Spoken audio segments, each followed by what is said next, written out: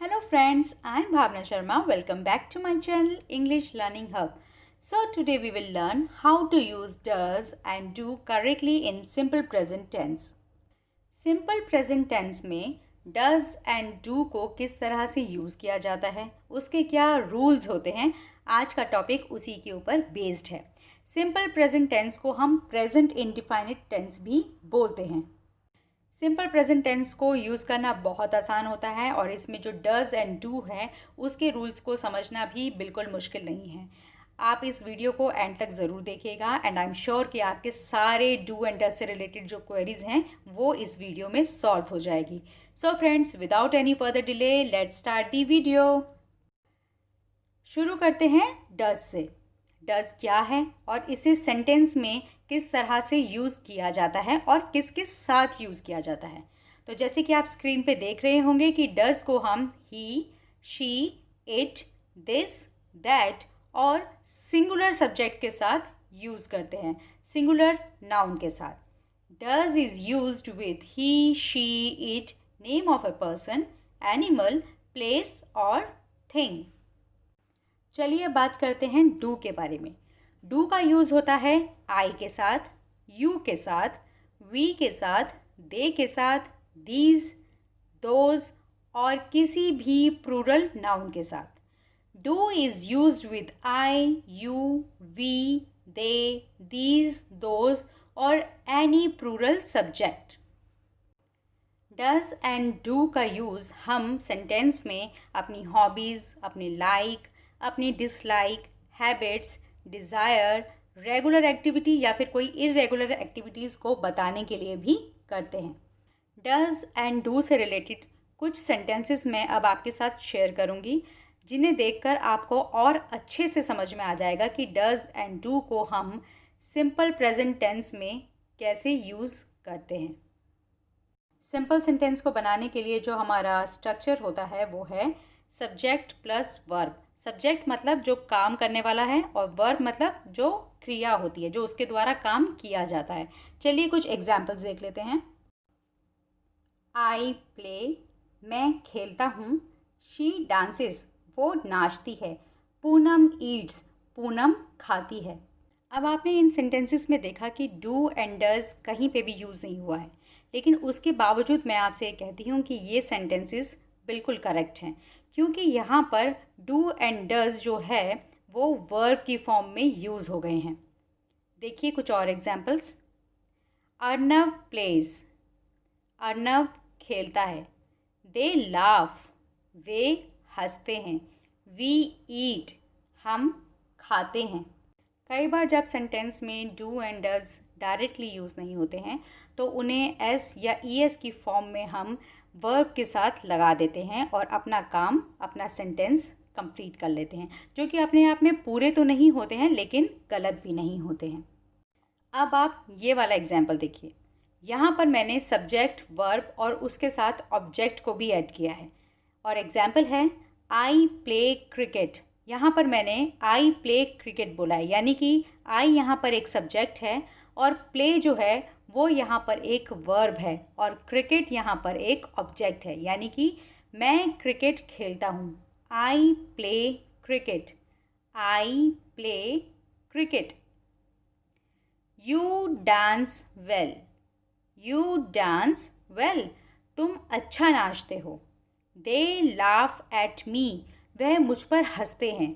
अब यहाँ पर यू आपका सब्जेक्ट है, डांस यहाँ पर आपका वर्ब है और वेल यहाँ पर आपका ऑब्जेक्ट है. और इसी तरह से दे यहाँ पर सब्जेक्ट हो गया, लाफ आपका यहाँ पे वर्ब हो गया और एट मी यहाँ पर ऑब्जेक्ट हो गया कि वो मुझ पर हंसते हैं. तो एट मी यहाँ पर एज ए ऑब्जेक्ट यूज़ होगा. You dance well, they laugh at me. Simple present tense को हम नेगेटिव सेंटेंसेस बनाने के लिए भी यूज़ करते हैं. नेगेटिव सेंटेंसेस से मेरा मतलब है नकारात्मक वाक्य, यानी कि जब सेंटेंस में नहीं शब्द का यूज़ होता है और वहाँ पर हमारा जो स्ट्रक्चर होता है वो बनता है सब्जेक्ट. सब्जेक्ट के साथ या तो डू नॉट आएगा या डज नॉट लगेगा और वर्ब, फिर बाद में ऑब्जेक्ट. तो चलिए कुछ नेगेटिव सेंटेंसेस भी हम देख लेते हैं.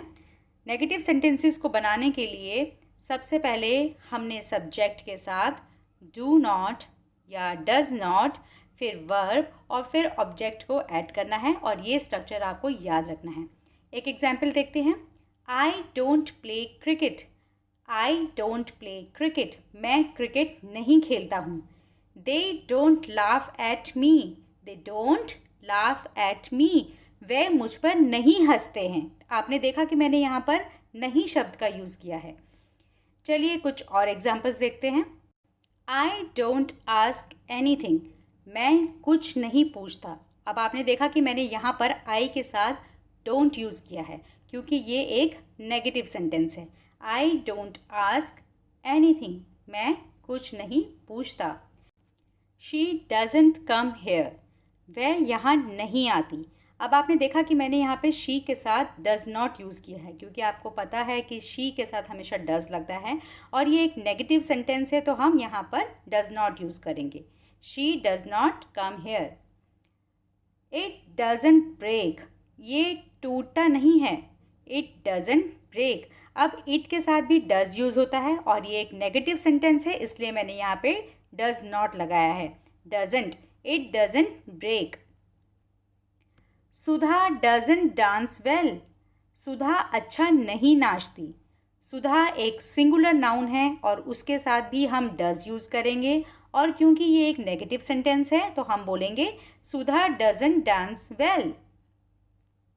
सिंपल प्रेजेंट टेंस को आप इंटेरोगेटिव सेंटेंसेस बनाने के लिए यानी कि प्रश्नवाचक वाक्य को बनाने के लिए भी यूज़ कर सकते हैं।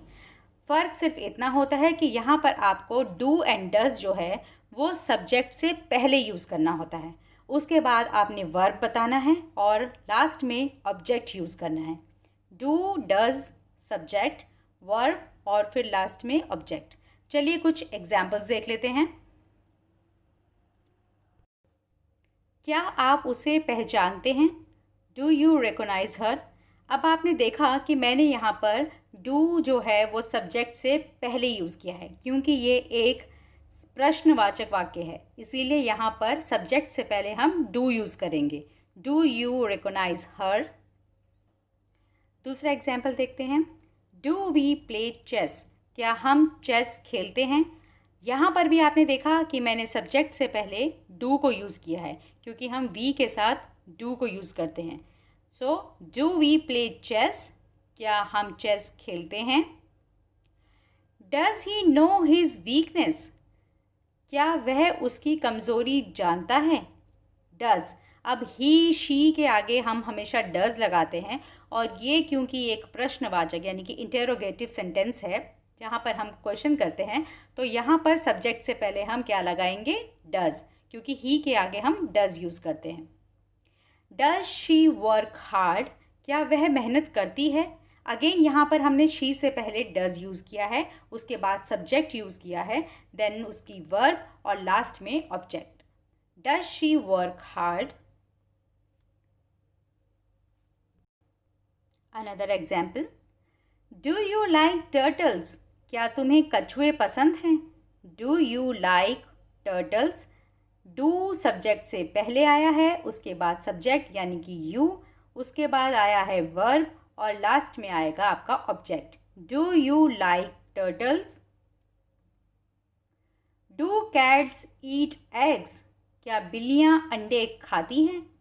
Do cats eat eggs. Do cats, cats यहाँ पे प्लूरल है, प्लूरल नाउन है, इसीलिए हमने डू का यूज़ किया है। Do cats eat eggs. So friends, that's it for today. I hope you like my video. Does and do को किस तरह से सेंटेंसेस में यूज़ किया जाता है और इसके क्या रूल्स होते हैं, ये बात अब आपको अच्छे से क्लियर हो गई होगी। और अगर अभी भी कोई डाउट है तो प्लीज़ आप इसको दोबारा से देखिएगा और अपने सारे के सारे डाउट इस वीडियो में आप क्लियर कर सकते हैं। I am damn sure.